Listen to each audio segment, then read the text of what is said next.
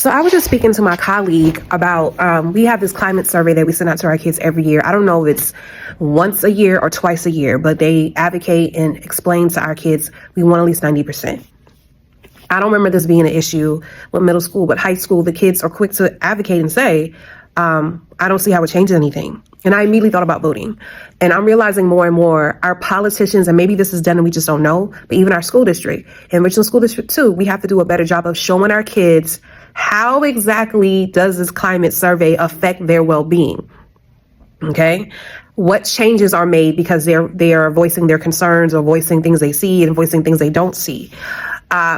Same thing with voting. I feel like, do we have a record somewhere that shows the policies, that shows anything that these politicians that we voted in, what we voted in, did they do what they said they were going to do? And if they didn't do it, why didn't they do it? And I feel like there is something out there. I just don't know about it. I have to do my homework. I have to learn more about the process. But again, I'll admit, I can tell you from a teacher perspective, because I'll never forget, it was 1 year we sat at my old school and we looked at some of the results of the climate survey where I remember someone admitted they felt bullied.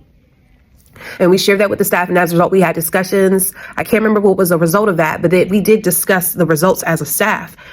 Do we as administrators and as teachers take the results that these kids give us in these surveys and share it with them and have a discussion? For example, I normally give my kids a survey, and not really a survey, it's an evaluation form that they look at themselves and their progress in my class, which reminds me to do with my English 1 kids. I go through and I read, and then I come to them and say, well, this is why I can't do this, but I can do this. Like, one thing that wasn't on the survey that could be on the survey with one of my kids, when we went to the collaboration room the other day, that was their first time being there.